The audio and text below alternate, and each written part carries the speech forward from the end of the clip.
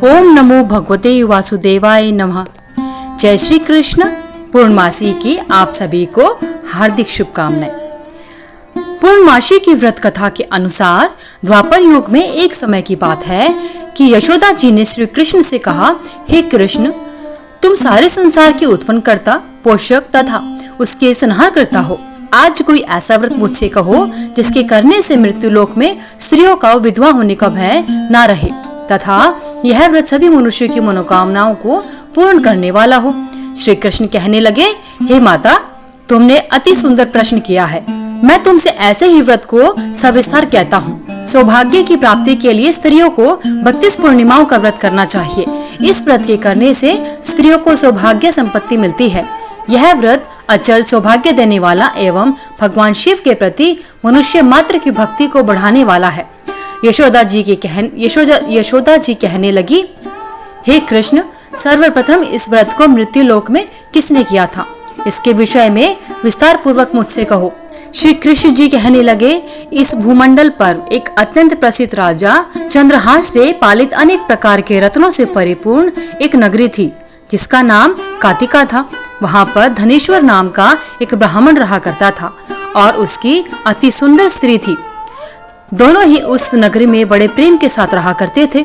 घर में धन धान्य की कमी नहीं थी। उनको एक बहुत बड़ा दुख था कि उनकी कोई संतान नहीं थी। इस वजह से वह अत्यंत दुखी रहते थे। एक समय एक बड़ा तपस्वी योगी उस नगरी में आया। वह योगी उस ब्राह्मण के घर को छोड़कर अन्य सभी घरों से भिक्षा लाकर भोजन किया करता था। रूपवती से वह भिक्षा नहीं लिया करता था। उस योगी ने एक दिन रूपवती से भिक्षा ना लेकर किसी अन्य घर से भिक्षा लेकर गंगा किनारे जाकर भिक्षान्न को प्रेम पूर्वक खा रहा था कि धनेश्वर ने योगी का यह सब कार्य किसी प्रकार से देख लिया। अपनी भिक्षा के अनादर से दुखी होकर धनेश्वर योगी से बोला, महात्मन, आप सब घरों से भिक्षा लेते हैं परंतु मेरे घर की भिक्षा कभी नहीं लेते, इसका क्या कारण है? योगी ने कहा कि निसंतान के घर की भीख पतितों के अन्न के तुल्य होती है और जो पतितों का अन्न खाता है वह भी पतित हो जाता है। क्योंकि तुम निसंतान हो, अतः पतित हो जाने के भय से मैं तुम्हारे घर की भिक्षा नहीं लेता। धनेश्वर यह बात सुनकर अपने मन में बहुत दुखी हुआ और हाथ जोड़कर योगी के पैरों पर गिर पड़ा तथा कहने लगा, हे महाराज, यदि ऐसा है तो आप मुझको पुत्र प्राप्ति का कोई उपाय बताइए। आप तो सर्वज्ञ हैं, मुझ पर अवश्य ही यह कृपा कीजिए। धन की मेरे घर में कोई भी कमी नहीं है, लेकिन मैं पुत्र ना होने के कारण अत्यंत दुखी हूँ। आप मेरे इस दुख का कोई समाधान बताइए। आप सामर्थ्यवान हैं। यह सुनकर योगी कहने लगे, हे ब्राह्मण, तुम माता चंडी की आराधना करो। घर आकर उसने अपने स्त्री से सारी बातें कही और स्वयं तप के लिए वन में चला गया। वन में जाकर उसने माता चंडी की उपासना की और उपवास किया। माता चंडी ने 16वें दिन उसको स्वप्न में दर्शन दिया और कहा, हे धनेश्वर, जा तेरे पुत्र होगा, परंतु वह 16 वर्ष की आयु में ही मृत्यु को प्राप्त हो जाएगा। यदि तुम दोनों स्त्री पुरुष 32 पूर्णिमाओं का व्रत विधि पूर्वक करोगे तो वह दीर्घायु हो जाएगा। जितनी तुम्हारी सामर्थ्य हो, आटे के दिए बनाकर भगवान शिव जी का पूजन करना। परंतु पूर्णमासी को प्रातःकाल होने पर इस स्थान के समीप ही तुम्हें एक आम का वृक्ष दिखाई देगा। उस पर चढ़कर एक फल तोड़कर शीघ्र अपने घर चले जाना और अपनी स्त्री से सब वैतात कहना। ऋतु स्नान के पश्चात वह स्वच्छ होकर श्री शंकर जी का ध्यान करके उस फल को खा लेगी।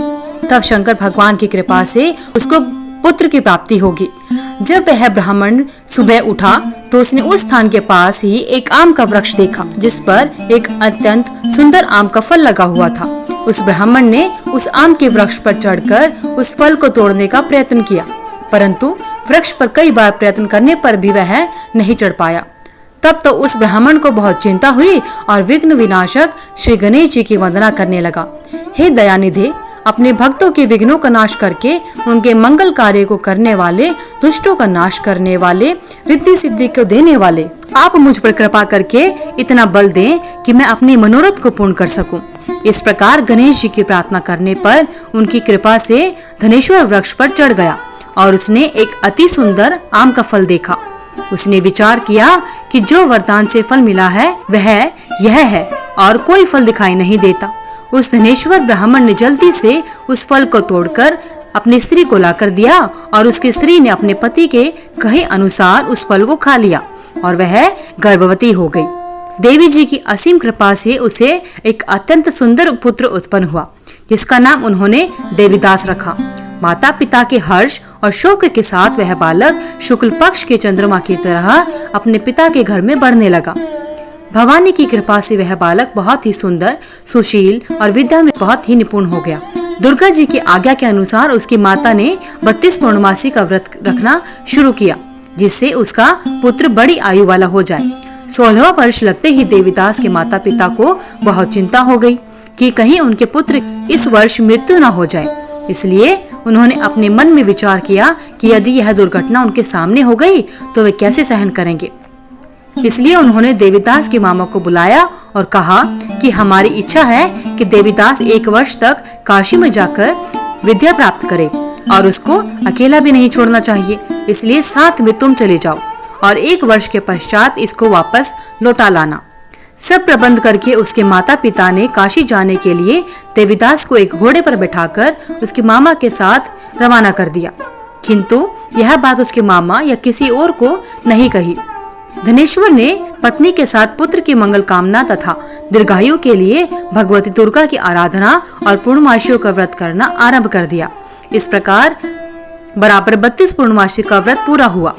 कुछ समय के पश्चात एक दिन वह दोनों मामा और भांजा मार्ग में रात्रि बिताने के लिए किसी गांव में ठहरे हुए थे। उस दिन उस गांव की एक ब्राह्मण की अत्यंत सुंदर, सुशील और विदुषी तथा गुणवती कन्या का विवाह होने वाला था। जिस धर्मशाला के अंदर वर और उसकी बारात ठहरी हुई थी, उसी धर्मशाला में देवीदास और उसके मामा भी ठहरे हुए थे। संयोगवश कन्या को तेल चढ़ाकर मंडप का कृत्य किया गया तो लगन के समय वर को धनुर्वात हो गया और वर के पिता ने अपने कुटुंबियों, अपने परिवार वालों से परामर्श करके निश्चय किया, यह देवीदास मेरे पुत्र जैसा ही है, मैं इसके साथ ही लग्न करा दूं और बाद में विवाह के अन्य कार्य मेरे लड़के के साथ हो जाएंगे।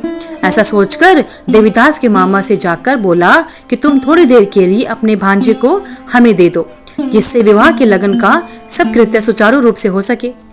तब उसका मामा कहने लगा, वो भी कन्यादान के समय वर को मिले वह सब इसको दे दिया जाए तो मेरा भांजा इस बारात का दूल्हा बन जाएगा। यह बात वर के पिता ने स्वीकार कर ली, पर उसने अपना भांजा वर पन्ने को भेज दिया और उसके साथ सब विवाह कार्य रात्रि में विधि पूर्वक संपन्न हो गया। पत्नी के साथ वह भोजन न कर सका और अपने मन में सोचने लगा कि ना जाने यह किसकी स्त्री होगी। वह एकांत में सोचता रहा और उसकी आंखों में आंसू भी आ गए। तब वधू ने पूछा कि क्या बात है, आप इतने उदासीन व दुखी क्यों हैं? तब उसने सब बातें जो वर के पिता व उसके मामा में हुई थी उसको बता दी। तब कन्या कहने लगी कि यह ब्रह्म विवाह के विपरीत कैसे हो सकता है। देव, ब्राह्मण और अग्नि के सामने मैंने आपको ही पति बनाया है, इसलिए आप ही मेरे पति हैं। मैं आपकी ही पत्नी रहूंगी, किसी अन्य की कभी नहीं बनूंगी। तब देवीदास ने कहा, ऐसा मत करो, क्योंकि मेरी आयु बहुत छोटी है। परंतु वह दृढ़ विचार वाली थी, बोली कि जो आपकी गति होगी वही मेरी गति होगी। हे स्वामी, आप उठिए और भोजन करिए, आप निश्चय ही भूखे होंगे। इसके बाद देवीदास और उसके पत्नी दोनों ने भोजन किया तथा शेष रात्रि वे सोते रहे। इसके बाद देवीदास और उसकी पत्नी ने भोजन किया।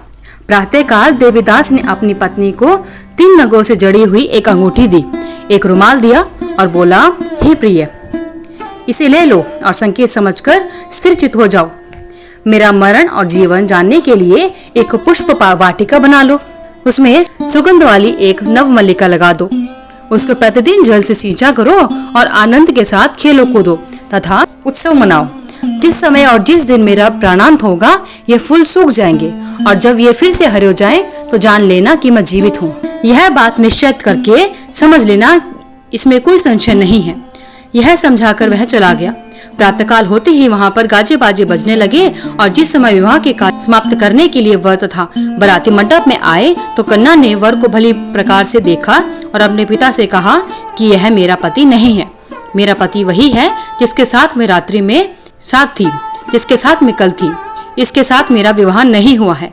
यदि यह वही है तो बताइए कि मैंने इसको क्या दिया, और कन्यादान के समय जो मैंने विभूषण दिए थे वह दिखाए, तथा रात में मैंने क्या गुप्त बातें कही थी वह सब सुनाए, सब कुछ मुझे बताए।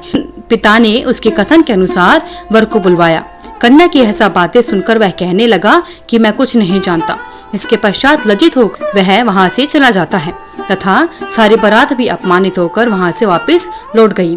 भगवान श्री कृष्ण कहने लगे, हे माता, इस प्रकार देवीदास काशी विद्या प्राप्त करने के लिए चला गया। जब कुछ समय बीत गया तो काल से प्रेरित होकर एक सर्प रात्रि के समय उसको डसने के लिए वहां पर आया।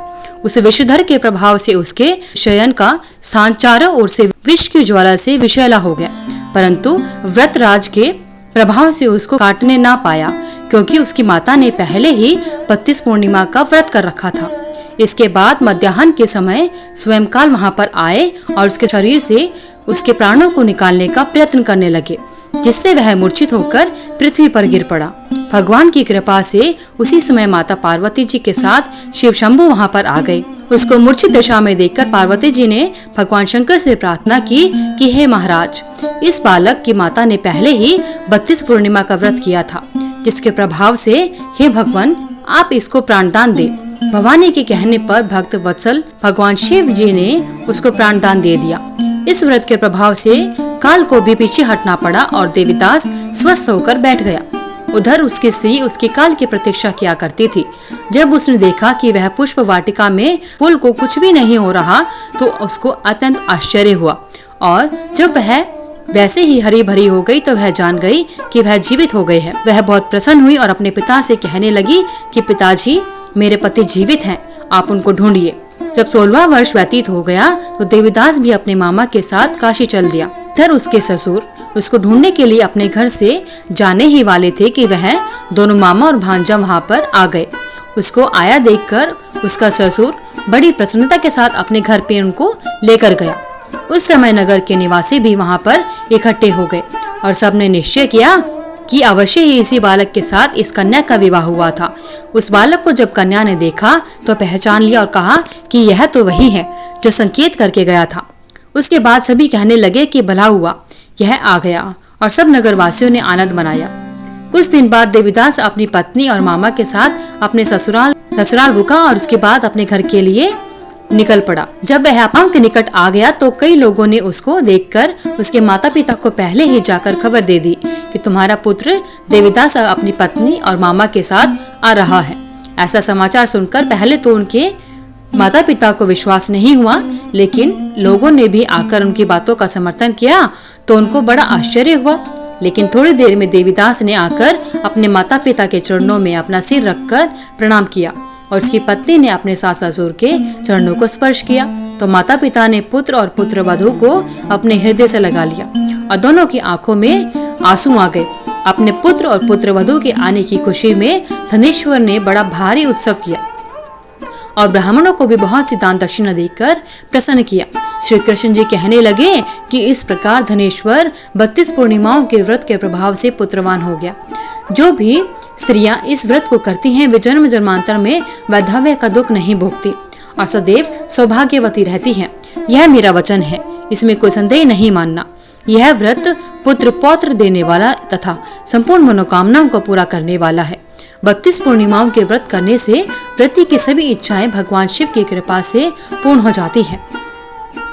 बोलिए हर हर महादेव।